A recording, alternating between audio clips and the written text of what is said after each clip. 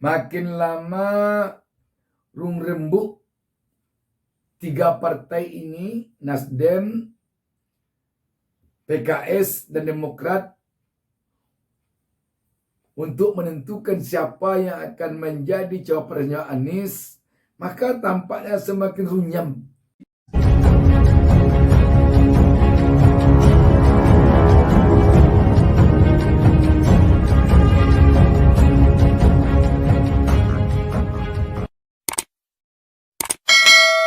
Assalamualaikum warahmatullahi wabarakatuh. Kita jumpa lagi, dan di awal pertemuan kita ini saya tak lupa mendoakan kepada Allah Subhanahu wa taala semoga seluruh pemirsa,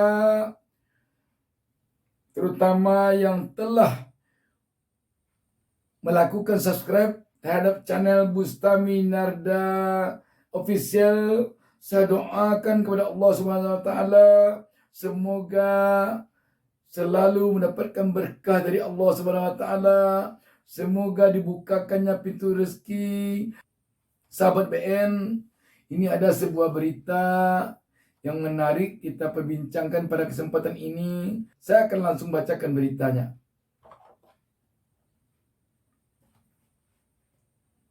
Wartaekonomi.co.id menurunkan berita di bawah judul komentari pernyataan Waketum Nasdem soal pendamping Anies, kader Demokrat beri sindiran menohok kayak orang baru dapat panggung aja.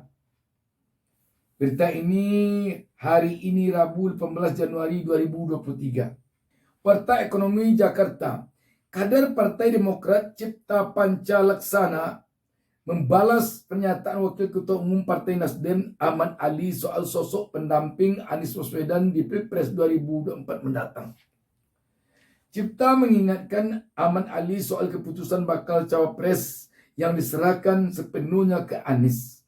Katanya cawapres diserahkan ke Anies, tapi Ahmad Ali ini celometan mulu kayak orang baru dapat panggung, kata Cipta dikutip fajar.co.id di akun Twitternya Selasa 17 Januari 2023. Soal sosok berpengalaman di pemerintahan yang jadi usulan Ahmad Ali, Cipta Panca menyebut percuma punya pengalaman jika saat bertarung di Pilpres justru kalah. Percuma kalau pengalaman bakal kalah. Orang koalisi itu mau menang bukan mau kalah, tegasnya. Sebelumnya, Waketum Nasdem Ahmad Ali mengatakan menyinggung soal kriteria cawapres Anies harus berpengalaman di pemerintahan. Dia tidak berharap sosok cawapres Anies harus belajar dulu saat terpilih menjadi pemimpin nasional. Nasdem memastikan ingin cawapres itu adalah orang yang berpengalaman di pemerintahan. Karena ketika kemudian terpilih, dia harus mampu membantu presiden dalam menggerakkan pemerintahan supaya terjadi sinergitas, ujarnya. Politisi asal Sulawesi Tengah itu lantas menyinggung sosok yang belum berpengalaman. Ketika terpilih akan butuh waktu untuk belajar dulu. Tentunya berpotensi membawa suara, membawa kemenangan, bisa diterima semua partai koalisi. Itu bagian penting yang menurut saya harus kita bicarakan agar koalisi berjalan mulus, imbuhnya. Sahabat BN, makin lama rung rembuk tiga partai ini, Nasdem, PKS, dan Demokrat,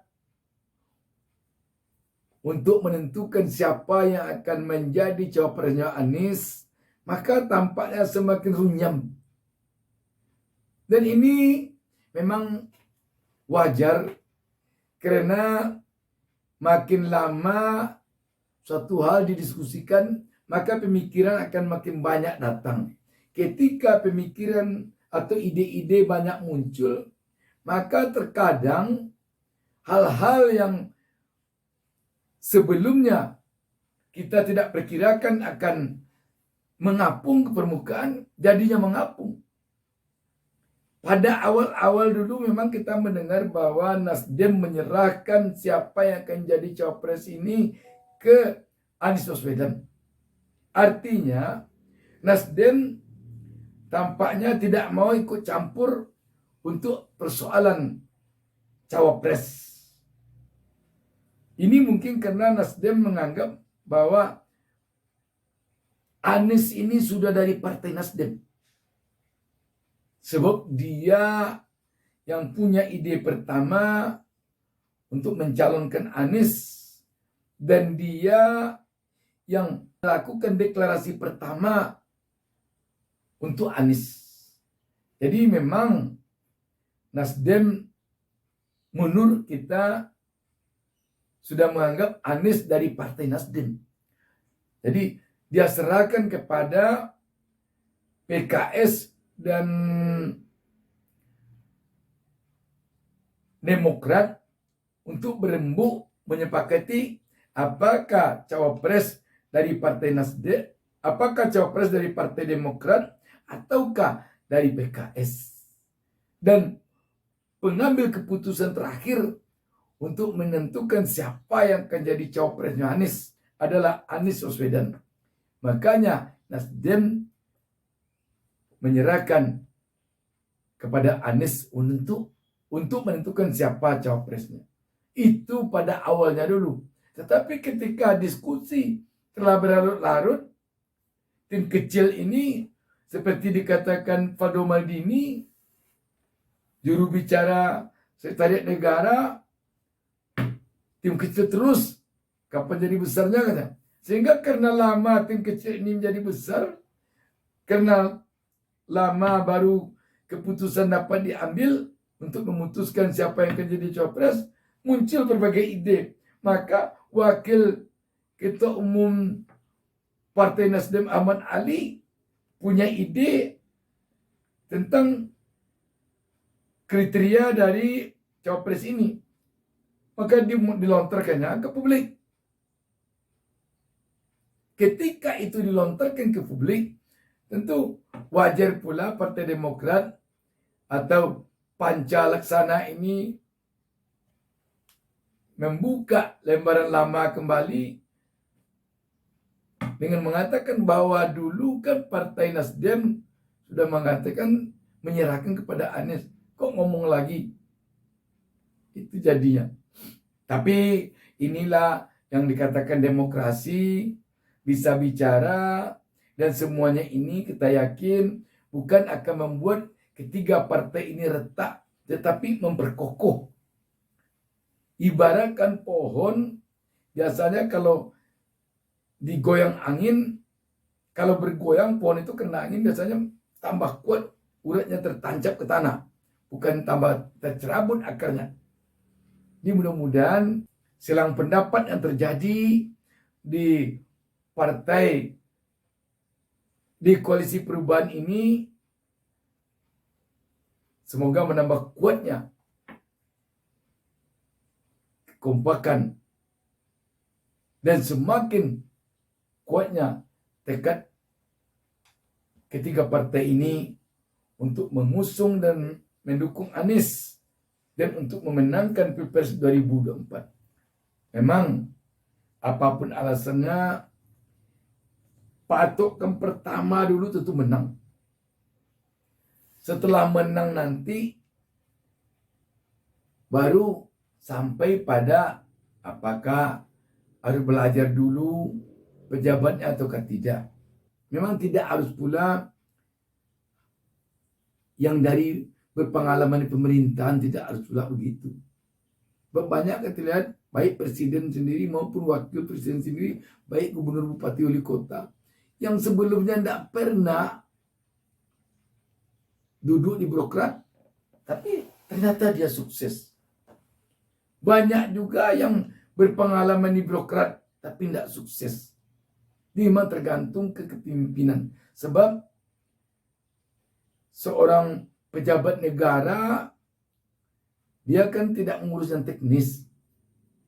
Tidak persoalan administrasi yang dibuatnya. Dia pengambil keputusan. Jadi, dalam pengambilan keputusan, tidak perlu ada pengalaman terlebih dahulu di birokrat, di pemerintahan.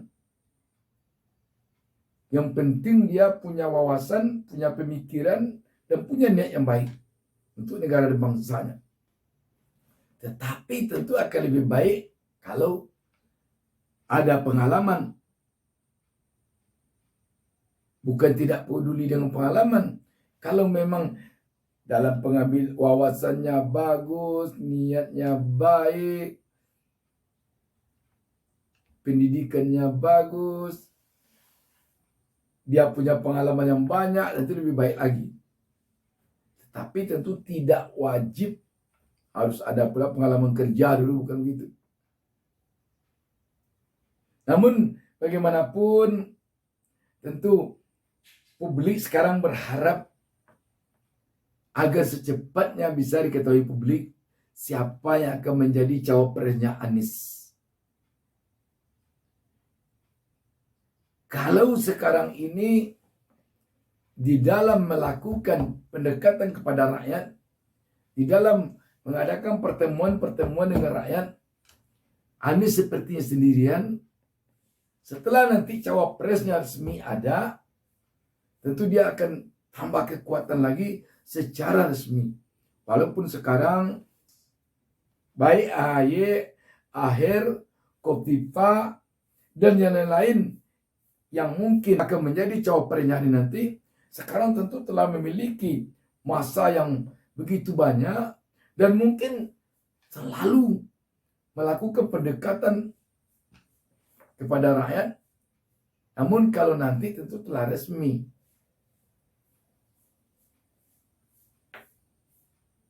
pandangan rakyat, sikap rakyat kepada cawapres yang resmi dengan yang belum resmi tentu berbeda.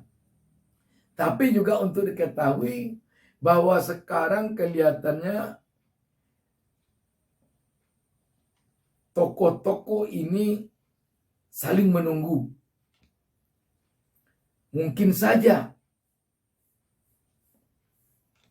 Anies sedang menunggu siapa cawapresnya Ganjar misalnya. Ganjar sedang menunggu siapa cawapresnya Anies.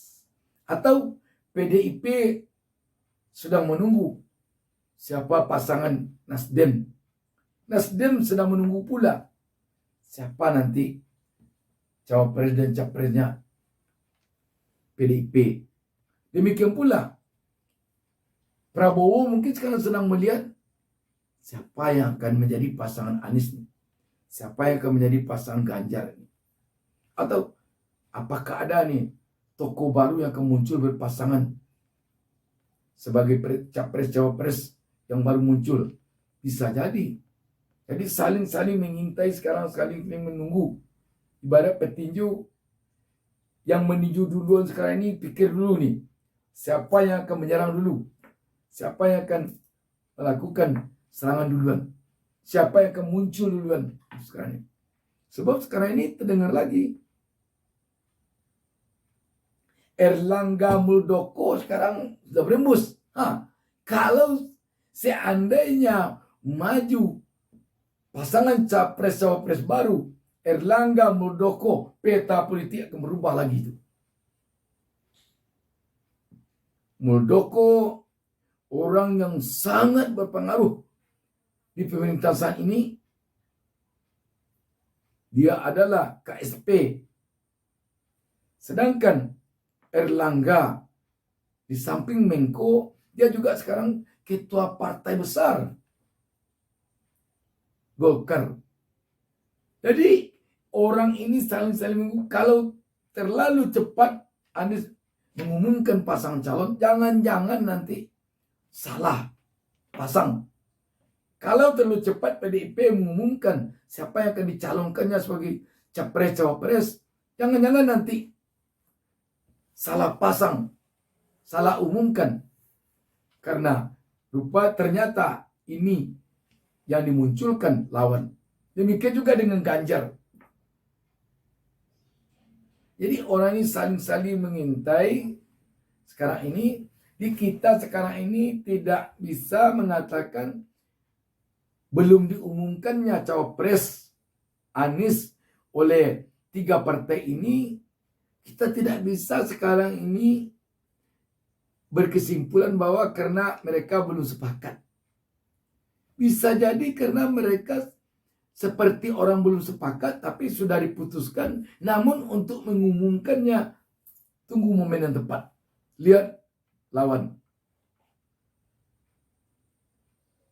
Mana tahu nanti PDIP mengumumkan capres Puan Maharani, cawapresnya Andika Perkasa. Mana tahu, atau sebaliknya, itu akan beda lagi petanya nanti itu. Jadi yang ditakutkan oleh kelompok-kelompok kekuatan ini sekarang, jangan-jangan nanti terdorong mengumumkan padahal lawan mengeluarkan ini.